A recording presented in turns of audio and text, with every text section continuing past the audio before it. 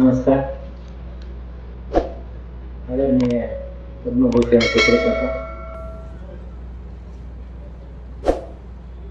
आदरणीय धर्माधिकारी साहेब, भारत विकास परिषदेचे सर्व पदाधिकारी, पुढे बसलेले माझे सर्व लातूरकर असल्यामुळे बंधू आणि भगिनी, विद्यार्थी मित्र, मला माझा मित्र शिरीष कुलकर्णी इथे येण्यासाठी आदेश दिला आणि मी आलो. त्याचं कारण असं आहे की या सभागृहामध्ये 1 जुलै 16 मध्ये उदय देशपांडे आणि विठ्ठल या दोघांनी डॉक्टर्स डेला मला बोलावलं आणि त्यावेळेस मी एक माझे आईवडील असताना एक भाषण या सभागृहात केलं होतं. शिरीषने ते भाषण YouTubeवर टाकलं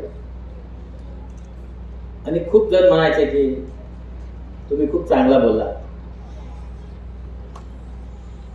2 वर्ष मी काय रिस्पॉन्ड करत नव्हतो. मला माहित होतं की तो मी नव्हेच, कारण चांगलं बोललात आणि मी असं असू शकत नाही, कारण माझी भाषा गावरान आहे. गावरान माणूस कधी चांगला बोलत नाही. मला असं वाटायचं की ही सर्व मंडळी एक अशी गफलत करतायत. ती युट्यूबची भाषणं माझ्या छोट्या भावाची आहेत, कारण ती माझी सुधारित आवडत आहे. विठ्ठल हा सुधारित आवडत त्याचे असतील. थोड्या दिवसांनी माझा एक मित्र भेटला. तो मला म्हणजे नाही, हे तुझंच भाषण आहे जे युट्यूबवर आहे, आणि ते शिरीष कुलकर्णी ते युट्यूबवर टाकलं होतं. आणि त्यामुळे मला बऱ्याच वेळेस भाषण करता येत नाही किंवा मी येत नाही म्हणून सांगायची माझी अडचण शिरीषने निर्माण केली. पण त्याला येतो म्हणून मी सांगितलं आणि आज आलो. मला त्याचा खूप आनंद आहे. त्याचं कारण असं आहे की मी ज्यांना हा सत्कार केला आणि जो विषय घेऊन केला याचा मला खूप आनंद आहे. कारण विषय घेत असताना संपर्क हा विषय घेतला, विषय घेत असताना सहयोग हा विषय घेतला, किंवा संस्कार हा विषय घेतला, सेवा, समर्पण, हे 5 विषय घेतले. हे अतिशय चांगले आणि मोलाचे विषय आहेत. आणि ज्यांना ज्यांना आपण पाहिलं असेल की ज्यांचा सत्कार केला तेही इतकीच चांगली, मोलाची, तोलाची माणसं निवडली. आणि म्हणून प्रत्येकाचं काही ना काही विशेष असं वैशिष्ट्य आहे. आपण पाहिलं डॉक्टर छल्लानी साहेब आहेत, 53 वर्ष काम करतात, खेडेगावात गेले आणि बऱ्याच लोकांची मोफत सेवा करतात. आणि त्या काळामध्ये छोट्या गावात गेले, मुरुड सारख्या. मुरुडचं जाऊन तिथं काम करणं तसं सोपं नाही आहे. आणि म्हणून मला आनंद वाटतो की जेव्हा अशी डॉक्टर खेडेगावात जाऊन सेवा देतात, तर त्यांचं 53 वर्षानंतर आज त्यांचा आपण सत्कार करतो. त्यांनी भाषणात सांगितलं, माझी योग्यता नाही आहे. योग्यता हे स्वतः ठरवायचे नसते. योग्यता हे तुम्ही काम करता हे बघून समाज ठरवत असतो. आणि म्हणून तुमची खूप योग्यता आहे, म्हणूनच तुमचा हा सत्कार झाला. आणि आपण पाहतो की आपण नेहमी पाहतो की संपर्क आपल्याकडे, या संपर्काला आपण खूप कंटाळतो. आपण सगळ्यांनी मोबाईल घेतले. मोबाईल घेतल्यानंतर सर्वजण आपला फोन करतात आणि ओळखीचा नंबर नसेल, आपल्याकडे रजिस्टर्ड नंबर नसेल तर त्याला आपण उत्तरच देत नाही. मग घेतला कशाला मोबाईल? तुम्हाला घ्यायचाच आहे मोबाईल, तर जो कोणी तुम्हाला फोन करतो त्याचं काहीतरी काम असेल. चुकून लागणारे फोन 100त एखादा असतो आणि म्हणून त्याचा तुम्ही फोन घेतला पाहिजे, संपर्क ठेवला पाहिजे. आपण ते ठेवत नाही. पण माझ्या बाबतीत तुम्हाला सांगतो की मी रोज जितके मला फोन येतील ते नावाचे असो बिना नावाचे असो सर्व फोन उचलतो.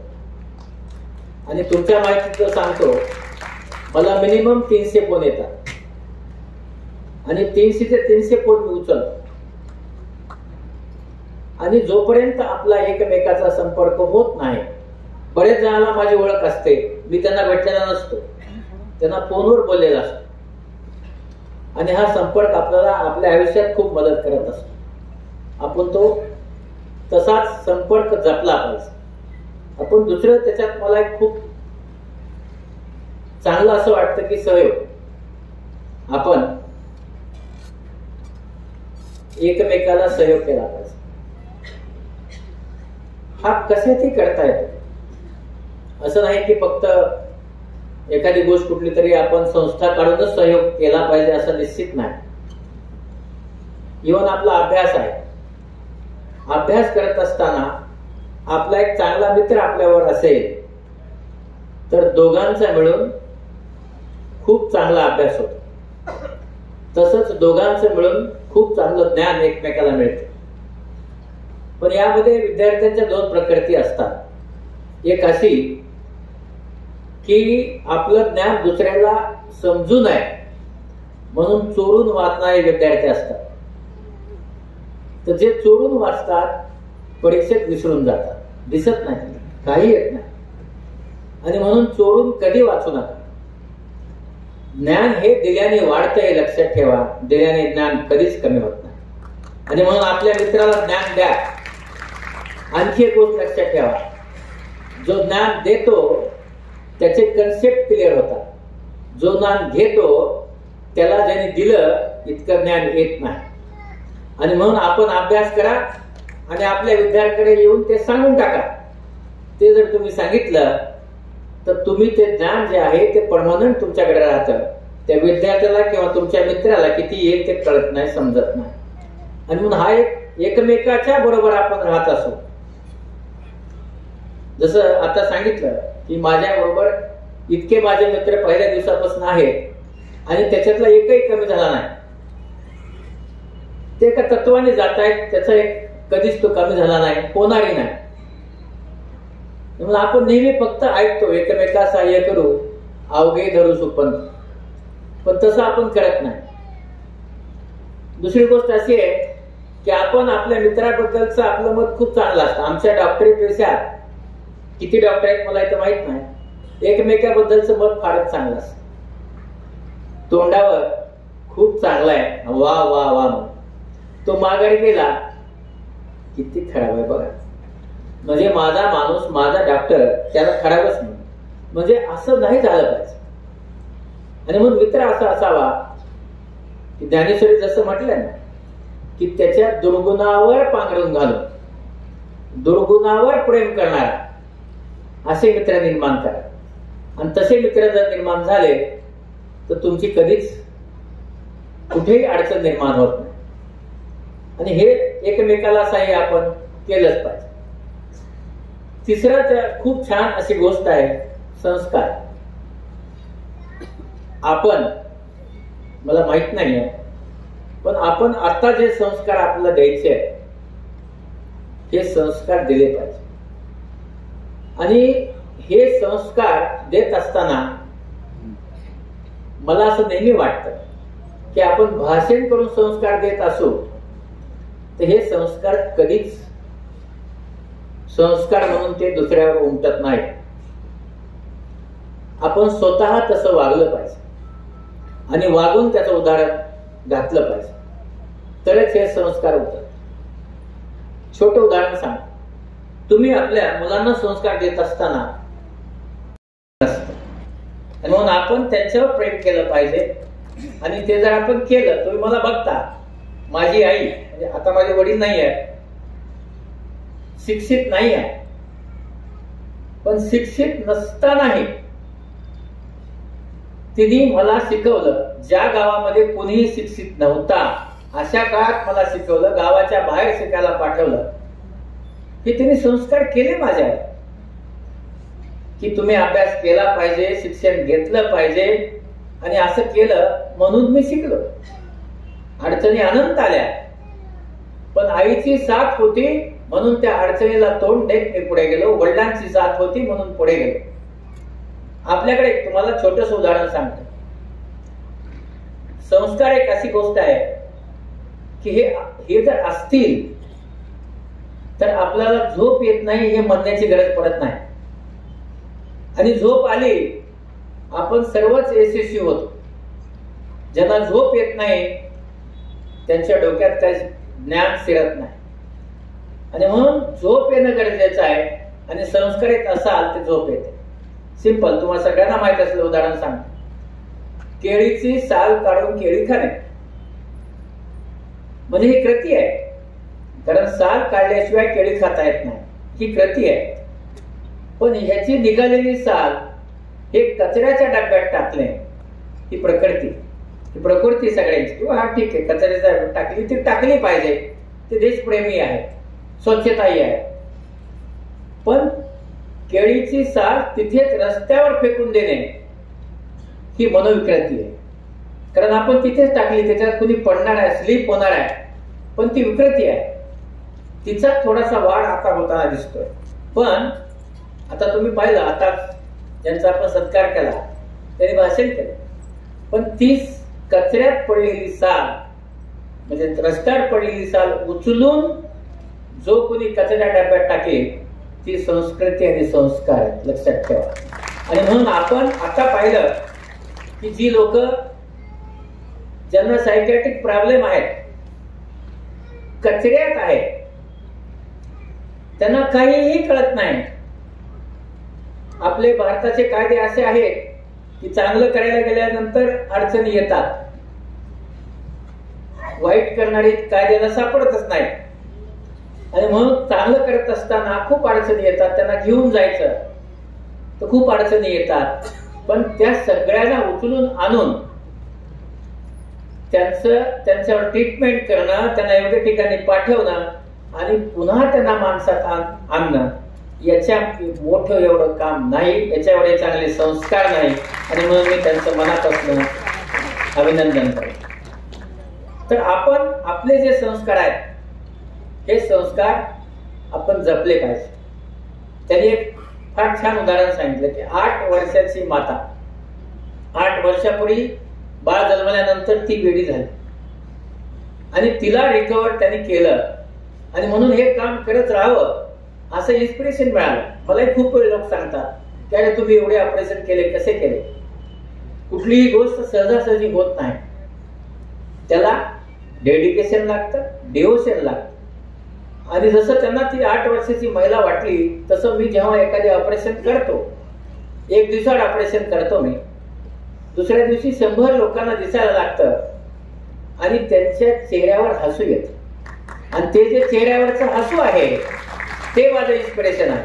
आणि हे रोज आहे, म्हणजे असं नाही 365 दिवस हे इन्स्पिरेशन मला मिळत राहतं. आणि म्हणून मी काम करतो. त्या 8 वर्षाच्या याच्यावर एक तुम्हाला गोष्ट सांगतो. आणि मग जेव्हा मी त्यांची तपासणी केली तेव्हा मला असं वाटलं की एका डोळ्यामध्ये तिच्या पाठीमागचा पडदा बसला असावा.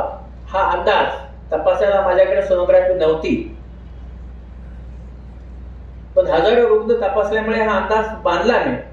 म्हणलं करून बघू आणि मी ऑपरेशन केलं. नशिबाने तिची जी पाठीमागचा पडदा होता तो बसलेला होता. मोतीबिंदू केल्यानंतर सकाळी आम्ही पट्टी केली तर तेव्हा दृष्टी आली होती. तिने पट्टी करू दिली नाही. तिला वाटलं मला 5च मिनिटं दिसणार आणि धावत मुलगा बघायला गेली. तिने मुलगा मांडीवर घेतला. 8 वर्षानंतर आई आपल्या मुलाला बघतीये. हा प्रसंग आम्ही आमच्या डोळ्यांनी बघतोय. आणि तिला दिसत नाहीये का? कारण जे काही थोडंफार दिसलं त्याच्यामुळे तिच्या डोळ्यात आनंद अश्रू आले होते. आम्ही तिचे ते आनंद अश्रू पुसले आणि 8 वर्षानंतर आपली आई आपल्या बाळाला कसं बघते हे आम्ही 5 मिनिटं पाहतो. तिच्या शरीराचा, त्या बाळाच्या शरीराचा कुठलाही भाग शिल्लक नव्हता जिथे तिने स्वतः त्या मुलाचं चुंबन नाही घेतलं. आणि ते बाळ सारखं असं डोळ्यासमोर ठेवून पाहत होत.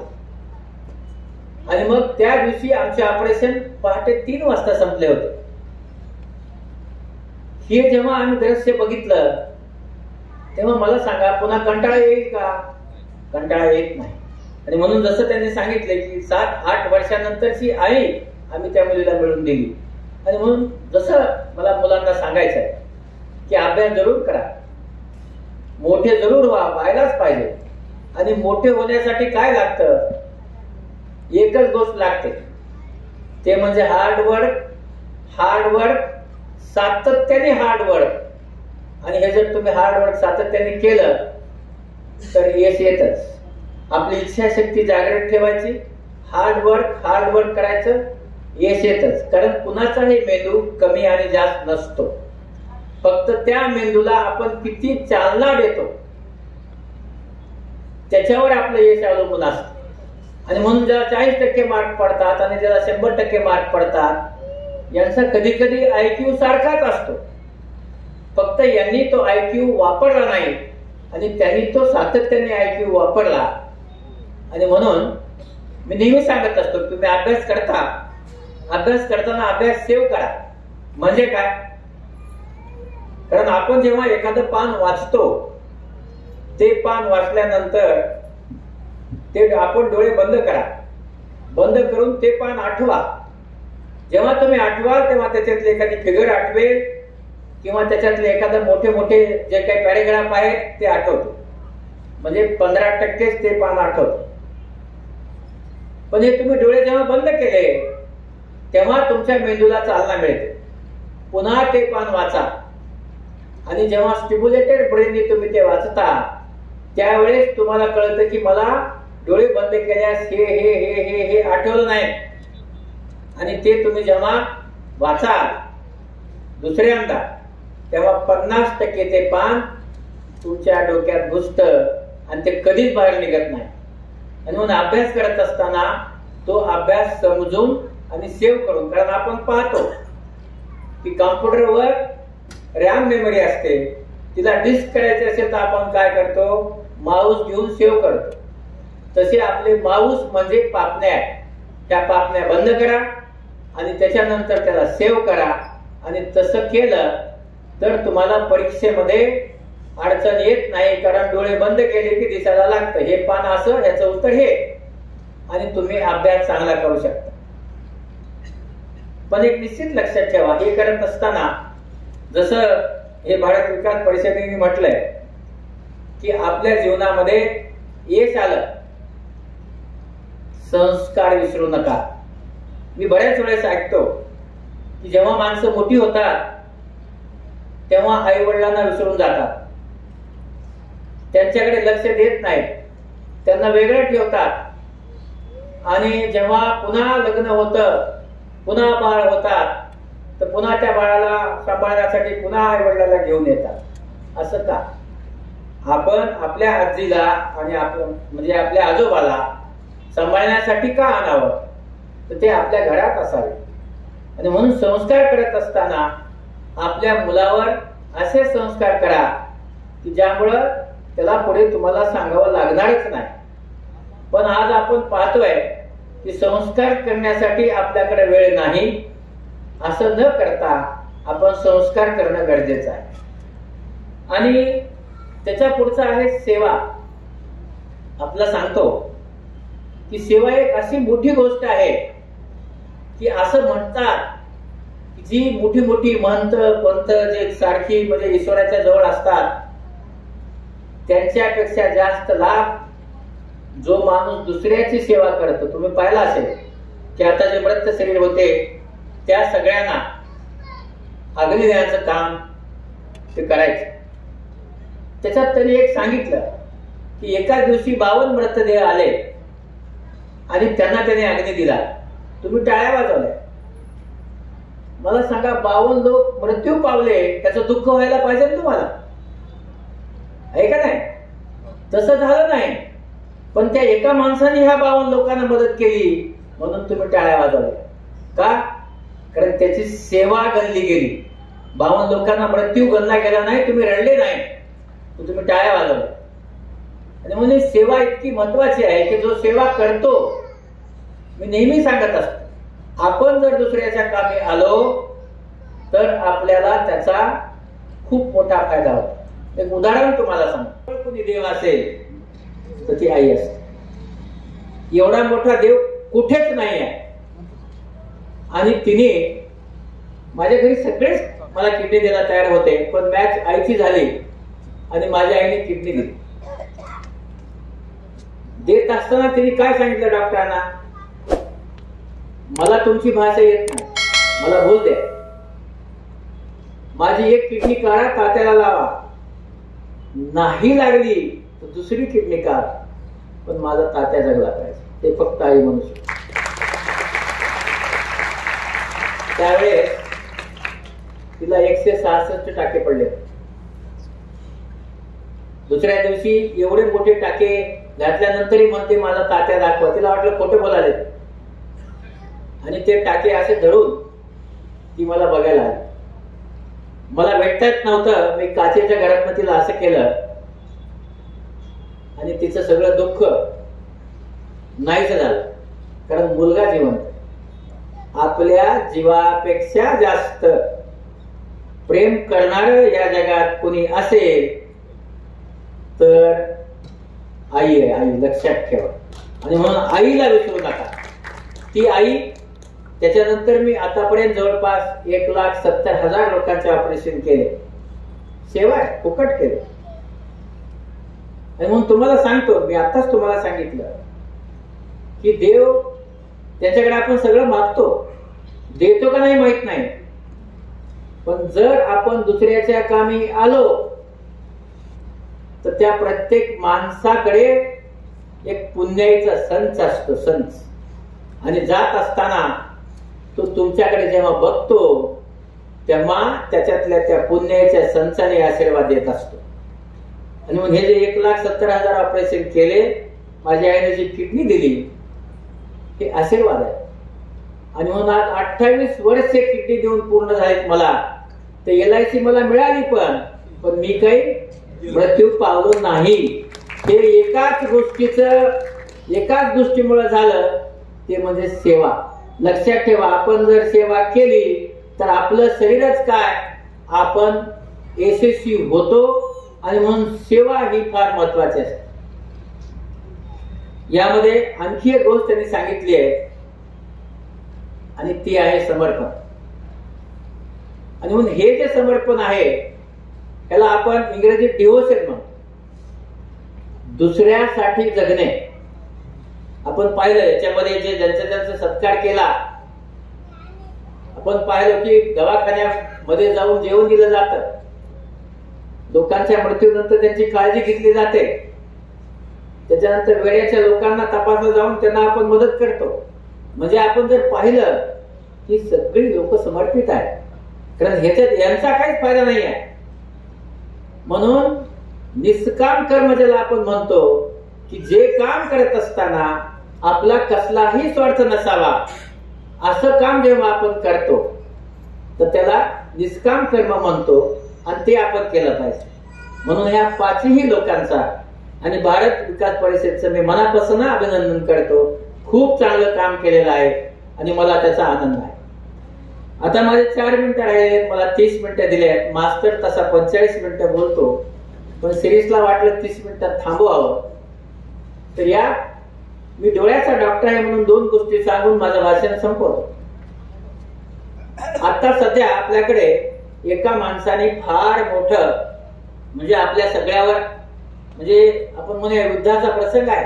तो काय, आपण सगळेजण मोबाईल नावाच्या माणसाचे गुलाम झालो आहोत. आणि ते एवढे झालो आहोत की आपण गाडी चालवत असो, मोटरसायकल चालवत असो, बायसिकल चालवत असो, पायी चालत असो, कुठेही बसलेले असो, आपलं सगळ्यांचं लक्ष खाली असतं. थोडे दिवसांनी आपल्या सगळ्यांच्या मानाचे आधार होणार आहेत. खाली बघून आपलं सर्वायकल स्पाइन जाणार आहे. त्याचबरोबर तिथून ब्ल्यू लाईट येतो.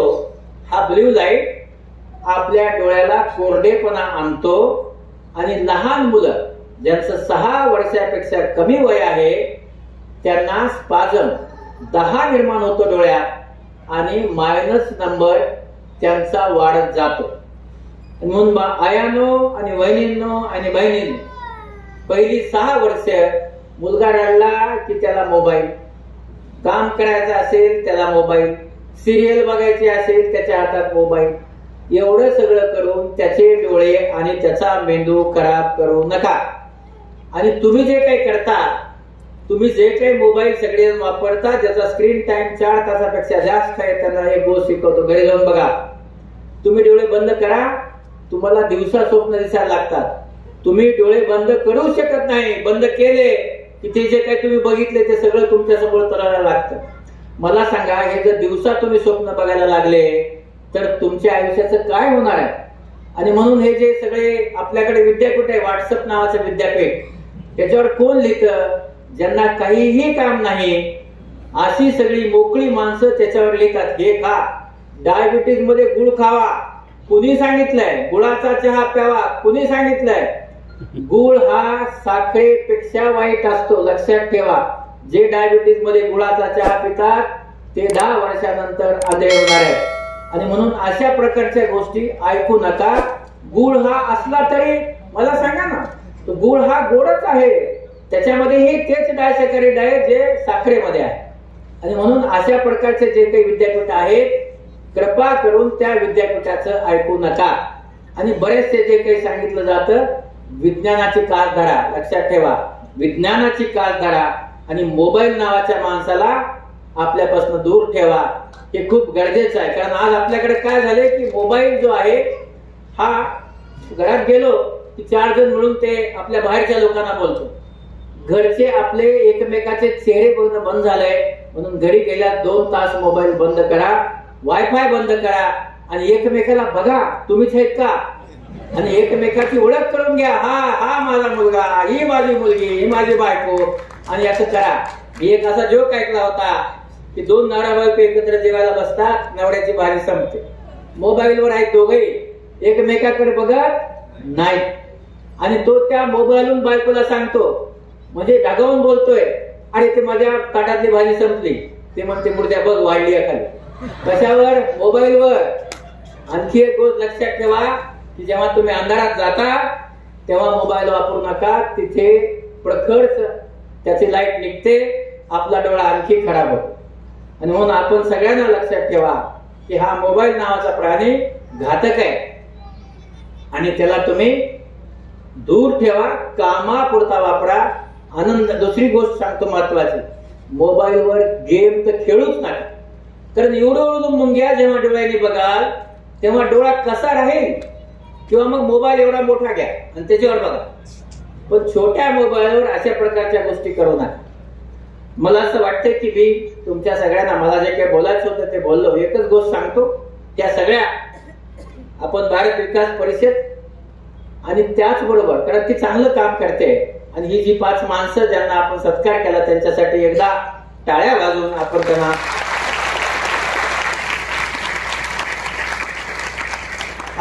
हा प्रयोग मी माझ्या भाषणात नेहमी करतो. त्याचं कारण तुम्हाला सांगतो. बरेचसे विद्यार्थी मागे बसले, विद्यार्थ्यांना सांगतो, बाबांनो टाळ्या वाजवायला कोण सांगतं आपल्याला? टाळ्या वाजवायला हृदय सांगतं, हात सांगतात, छाती सांगते? नाही. टाळ्या वाजवायला कोण सांगतं? मेंदू. आपण कशा टाळ्या वाजवतो? माझ्या समोर जवळचे बसले ते मला वाजवायला सांगितलं दिसतोय म्हणून वाजवतो. जे थोडे मागे बसलेत ते वेगळ्या वाजवतात, एकदम मागे बसलेत ते वेगळ्या वाजवतात. कसे वाजवत सांग? ज्यांना कंटाळा आलाय ते अशा टाळ्या, खाली बोट बघता ना, कशाला सांगितलंय वाजव. काही जण अशा आणि काही जण अशा. हे बघा, जे खाली बोट आहे ना, मेंदूची, आपल्या मेंदूची ठेवण लक्षात ठेवा, IQ लक्षात ठेवा. डोळे तुम्ही सगळे उघडा आता. आणि ज्यांनी खाली बोट करून वाजवले ते जन्मभर प्रगती करू शकत नाहीत, कारण त्यांची इच्छाच नाही, इच्छाशक्ती शून्य असलेली माणसं आहेत ती खाली बोट.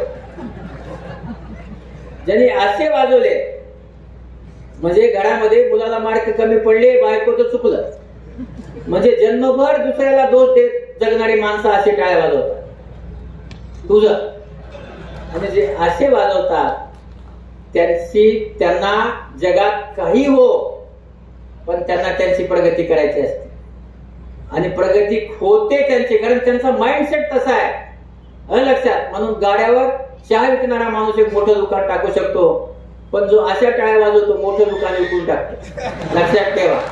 आणि म्हणून सगळ्यांनी हात वर करून हात वर जोरात जोरात टाळ्या वाजवायच्या. विकास परिषद जोरात वाजल्या पाहिजे. थँक्यू. हे परिषदेसाठी टाळ्या झाल्या.